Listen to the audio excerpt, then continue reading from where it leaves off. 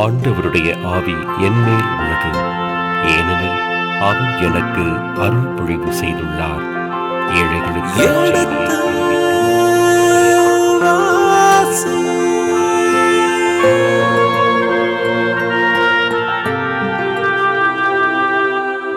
எடுத்து வாசி.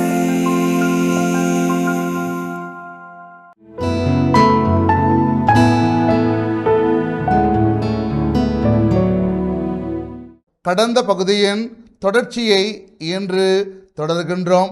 வாருங்கள், இந்த நிகழ்ச்சியை நமக்காக விளக்கங்களோடு தெளிவுபடுத்த இருக்கின்றவர் தந்தை ரேமன் ஜோசப் அவர்களை வரவேற்போம். வணக்கம் தந்தையே. வணக்கம்.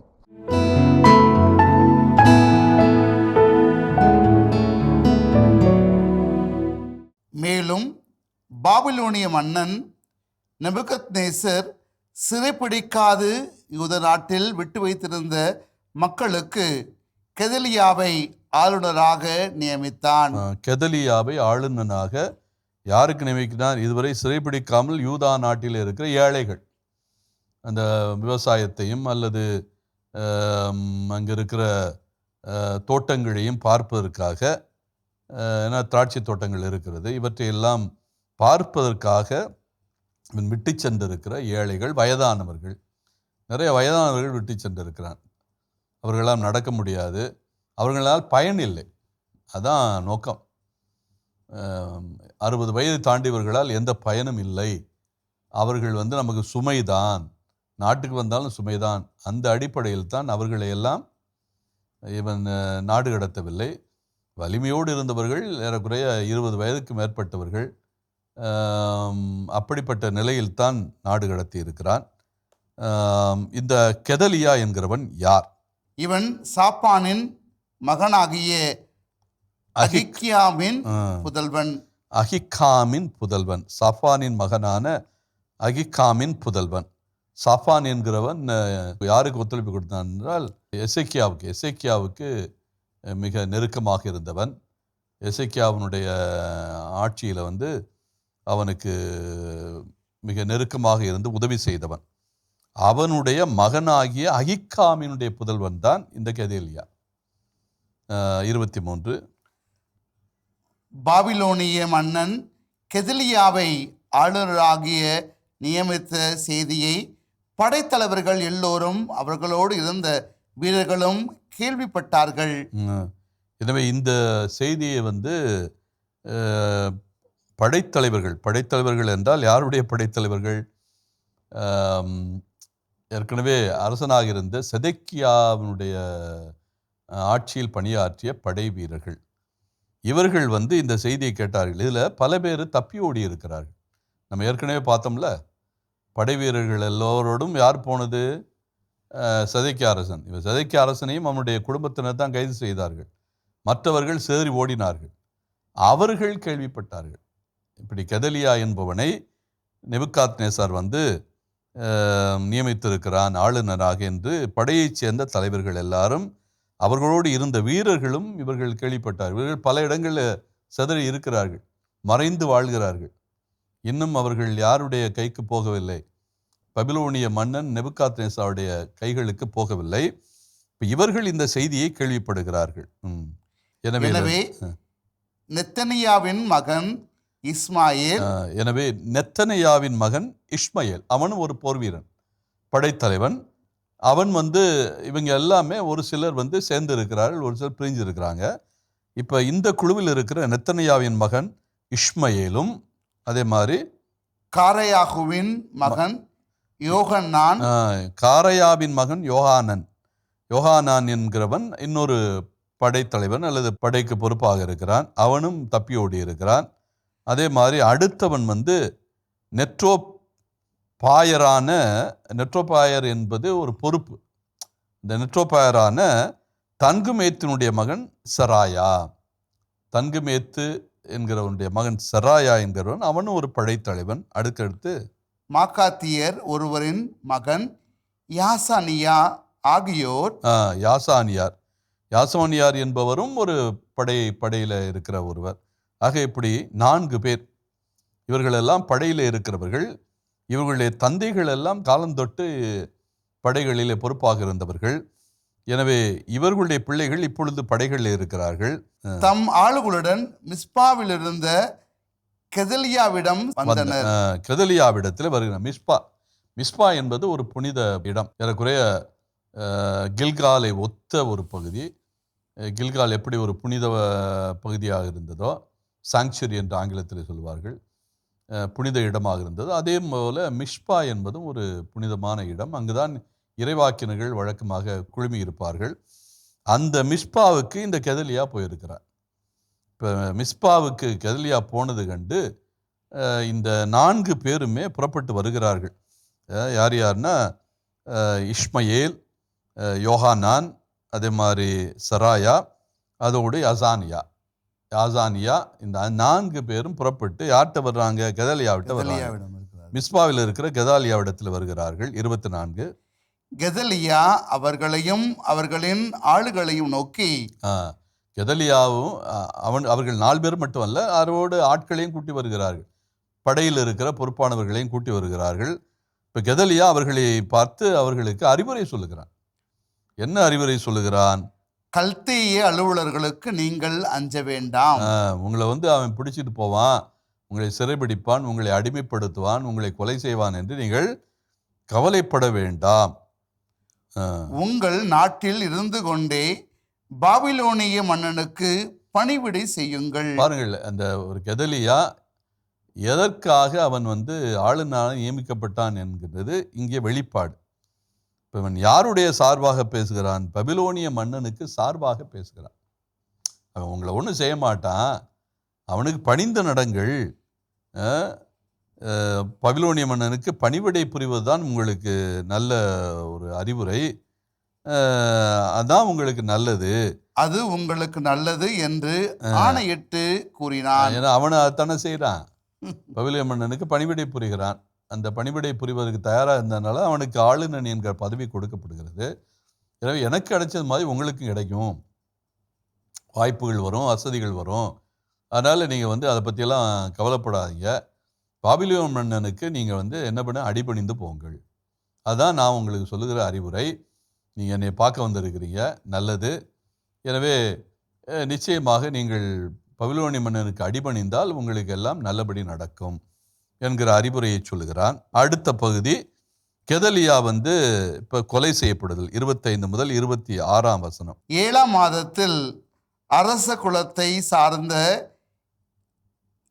எலிசாமாவின் புதல்வனான நெத்தனியாவின் மகன் இஸ்மாயேல். இப்போ நம்ம ஏற்கனவே பார்த்தோம் இந்த 4 பேர். அதில் 4 பேர் இஷ்மயேல் என்கிறவன், அதே மாதிரி யோகானன் என்கிறவன், 3வது சராயா என்கிறவன், 4வது யாசானியா என்கிறவன்.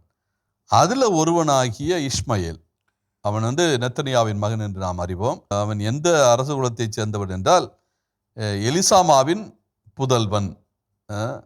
அப்போ அரச குலத்தைச் சேர்ந்தவன், யாரோ எவரோ அல்ல, தாவீது அரச குலத்தைச் சேர்ந்த எலிசாமாவின் புதல்வனாகிய நெத்தனியாவின் மகன். அதனால் நெத்தனியா என்கிறவனே அரச குலத்தைச் சேர்ந்தவன் தான். எனவே இவர்கள்தான் படையிலும் இருக்கிறார்கள். எனவே இந்த இஸ்மாயேல் என்கிறவன் என்ன செய்கிறான்? 10 ஆள்களுடன் 10 நபர்களுடன் கெதலியாவையும் அவனுடன் மிஸ்பாவிலிருந்த யூதரையும் கல்தேயரையும் தாக்கி கொன்றான். ஆக இந்த திட்டத்திற்கு தான் அவர்கள் முதல்ல இதை அறிந்து கொள்வதற்தான் வந்தார்கள். 4 பேரும் அவருடைய படையைச் சேர்ந்தவர்களும். இப்பொழுது இந்த இஸ்மாயேல் மட்டும் தனித்து அவனோடு 10 நபர்களை அழைத்து என்ன பண்ணுறான்? மிஸ்பாவில் தங்கி இருக்கிற, என்றால் எருசலேமில் ஒன்றுமே இல்லை, எரியூட்டப்பட்ட நகர், அங்கே மதில் சுவர் கூட இல்லை. அதனால தான் மக்கள் எல்லாம் சிதறுண்டு போய் பல இடங்களில் இருக்கிறாங்க. இப்போ இவன் ஆளுநராக இருக்கிறவன் மிஸ்பாவில் இருக்கிறான். எனவே மிஸ்பாவில் இருக்கிற இந்த ஆளுநராகிய கெதலியாவிடத்தில் அவனை மிஸ்பாவில் இருந்த யூதரையும் கல்தேயரையும் தாக்கி கொன்றான். கெதலியாவை மட்டுமல்ல, கெதலியாவோடு சேர்ந்து யாரையும், யூதர்களும் இருந்தார்கள், கல்தேயரும் இருந்தார்கள். அவர்களையும் தாக்கி கொண்டான். 10 பேர். தொடர்ந்து 26 வசனம். அப்பொழுது மக்கள் யாவரும் சிறியோர் முதல் பெரியோர் வரை கல்தேயர்களுக்கு அஞ்சி தங்கள் படைத்தலைவர்களோடு எகிப்துக்கு ஓடி போனார்கள். ஆக இதுதான் எகிப்துக்கு மக்கள் எல்லாம் அந்த நாடு கடத்தப்பட்ட பிறகு ஓடுனதுக்கு காரணம். நம்ம ஏற்கனவே எரேமியா பற்றி சொல்லுகின்ற போது எரேமியாவுடைய கடைசி நிலை என்னவென்றால், எரேமியா ஒரு கருத்து பிரகாரம் அவர் நாடு கடத்தப்பட்டு பாபிலோனுக்கு சென்றார். அவரை அவருடைய செயலராக இருந்த பாரூக் என்பவன் அழைத்து சென்றான் பாபிலோனுக்கு என்கிற கருத்து. ஆனால் அது நடந்திருக்கக்கூடிய வாய்ப்புகள் ரொம்ப ரொம்ப குறைவு. இரண்டாவது என்றால் பாபிலோனியர்களே வயதானவர்களே அழைத்து செல்வது இல்லை என்று முடிவுக்கு வந்துவிட்டார்கள். அதனால் இறைவாக்கினர் போயிருப்பாரா, போகக்கூடிய வாய்ப்பு இருக்கா என்பதே மிகப்பெரிய ஒரு கேள்விக்குறி. அதற்கான வாய்ப்புகள் ரொம்ப ரொம்ப குறைவு. இரண்டாவது, எருசலேமிலே தங்கினார், அங்கே இறந்தார் என்கிற ஒரு செய்தி. மூன்றாவது, எகிப்துக்கு போனார் என்பது. அங்கே யூத இனத்தைச் சேர்ந்த ஒருவராலே கொல்லப்பட்டார் என்கிற செய்தி இருக்கிறது. அதை எரேமியா புத்தகத்தில் நம்ம வாசிக்கிறோம். அவர் கொலை செய்யப்பட்டார், எகிப்துக்கு ஊட்டி செல்லப்பட்டு. ஆனால் எகிப்துக்கு ஏன் போனார்கள் என்பதற்கான காரணம் இதுதான். கெதேலியா கொல்லப்பட்ட உடனேயே மிகப்பெரிய புரட்சி வெடிக்கும், பபிலோனிய மன்னன் வருவான், எல்லாரையும் அழித்து கொன்று விடுவான் என்று பயந்து கொண்டு மக்கள் என்ன செய்கிறார்கள்?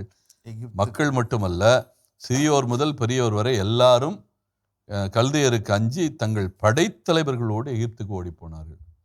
மிஸ்பாவிலிருந்து எல்லாரும் தப்பி ஓடுகிறார்கள். மீண்டும் பபிலோனிய மன்னன் நேபுகாத்நேச்சார் வந்தால் தங்களுடைய உயிர் தப்பாது என்று எல்லாரும் தப்பி ஓடுகிறார்கள்.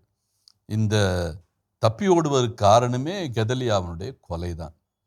ஆனால் எரேமியா புத்தகத்தில் ரொம்ப தெளிவாக இருக்கும்.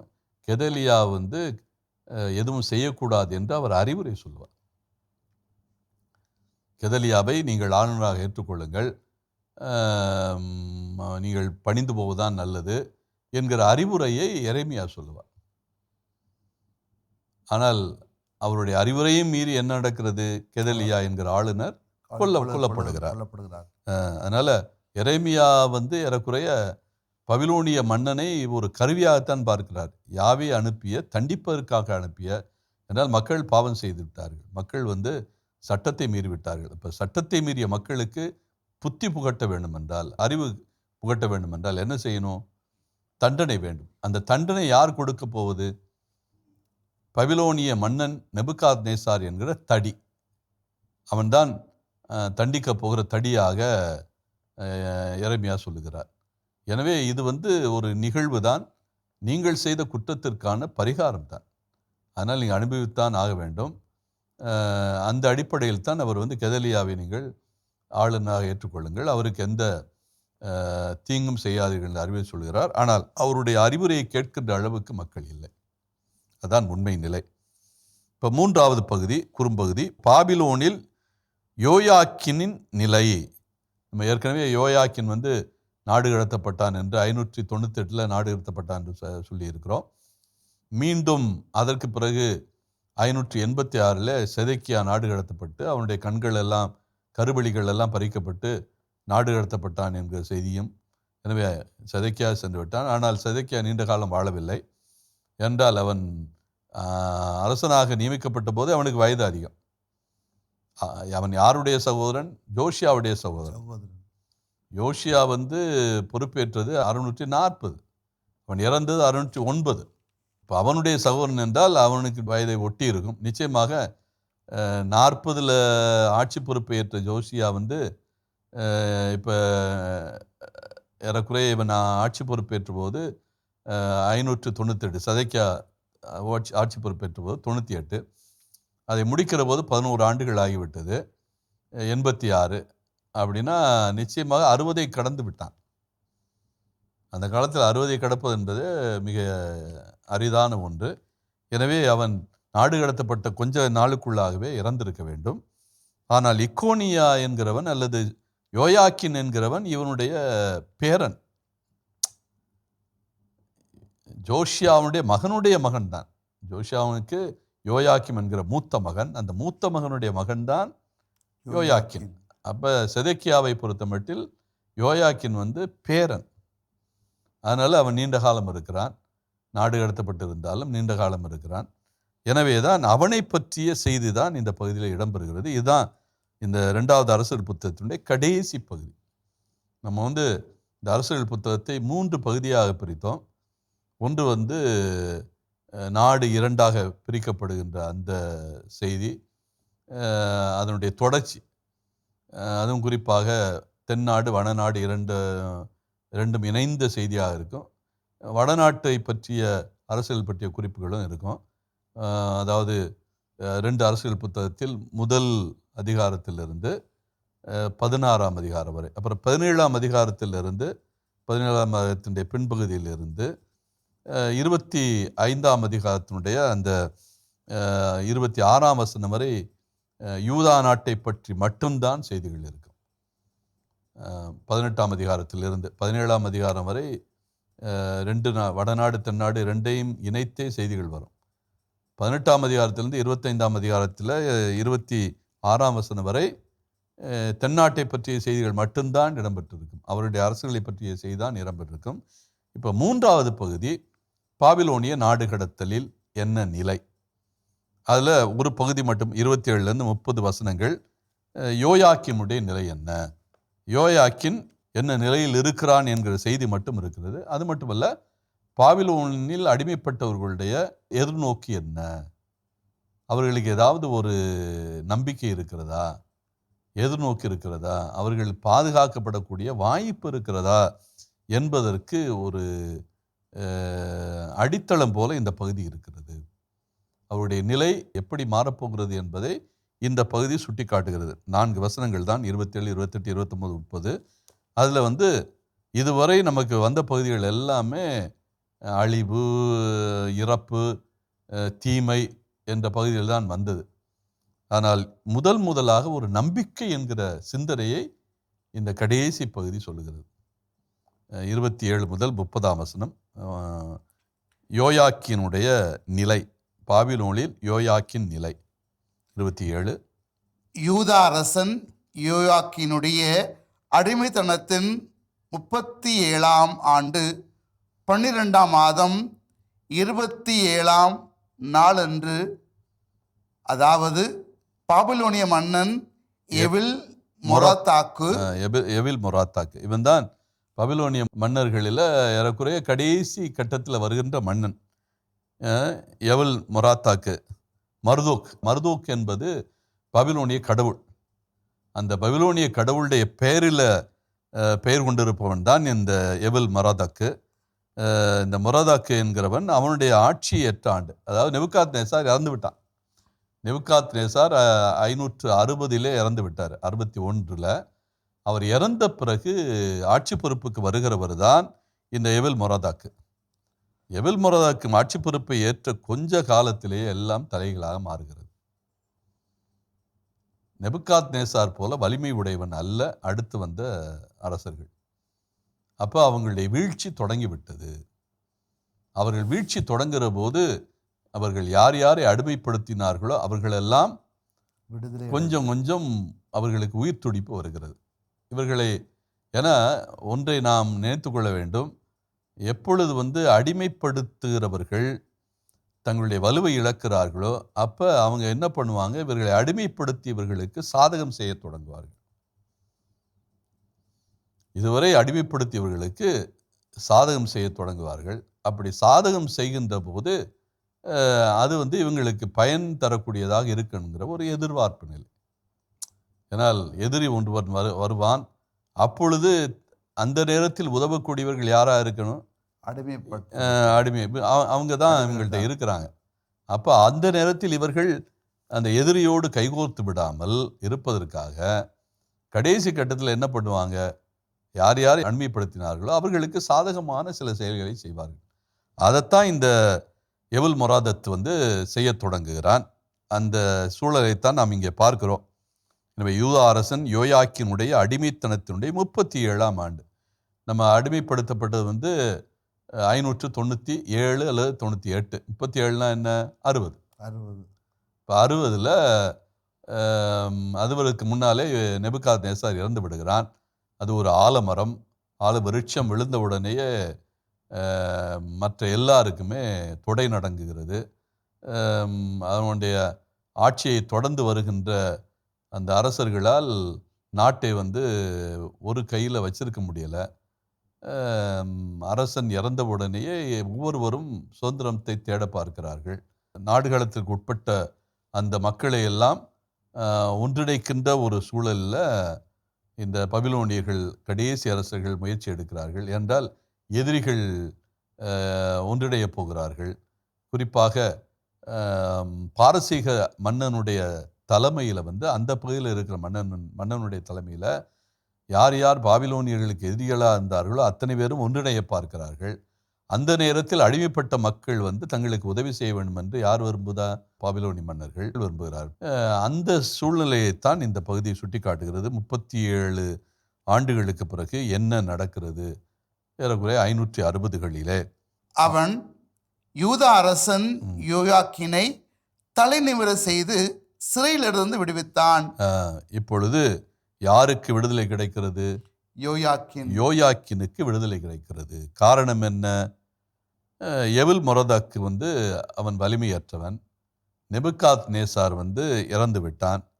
இப்போ இவனுக்குரிய அந்த வலிமையின்மையை சமரசம் செய்து கொள்ள வேண்டும் என்றால் யார் யார் இவன் எதிரி என்று கருதினானோ அவர்களையெல்லாம் இவனுக்கு சாதகமாக்க வேண்டும் என்றால் மிகப்பெரிய எதிரி ஒன்று உருவாகி கொண்டிருக்கிறான் பாரசீக மன்னனுடைய தலைமையில். அப்போ இவர்களும் அவன் பக்கத்திலே சாய்ந்து விடக்கூடாது என்பதற்காக யாருக்கு இப்போ விடுதலை கொடுக்கிறான்? யூதா நாட்டைச் சேர்ந்த அந்த அரசன் யோயாக்கினுக்கு அவன் விடுதலை கொடுக்கிறான். சிறையிலிருந்து அவனை விடுவிக்கிறான். இதன் தொடர்ச்சியை அடுத்த பகுதியிலே தொடர்வோம். அதுவரை இணைந்திருங்கள். இயேசுவுக்கே புகழ், இயேசுவுக்கே நன்றி, மரியே வாழ்க. சிறையில் இருப்பவர்களுக்கென்று தனி உடையே இருக்கிறது. இப்பொழுது நம்ம சிறையில் இருக்கிறவங்களுக்கு எப்படி தனி உடைகள் எல்லாம் இருக்கிறதோ அதே போல தனி உடைகள் யாருக்கு இருக்கிறது? அந்த காலத்தில் சிறையில் அடைக்கப்பட்ட எல்லா கைதிகளுக்கும் இருந்திருக்கிறது, அரசர்கள் உட்பட. அதுவும் குறிப்பாக இந்த பாபிலோனியர்கள், அசீரியர்கள் இவர்கள் எல்லாருமே தாங்கள் அடிமைப்படுத்திய அரச குடும்பத்தை சேர்ந்தவர்களை மிக கொடுமையாக நடத்தி இருக்கிறார்கள். அசீரியர்களுடைய அந்த நடவடிக்கை கொஞ்சம் பபிலோனியர்களை விட கொஞ்சம் பரவாயில்லை என்று சொல்லுகின்ற அளவுக்கு இருக்கும்.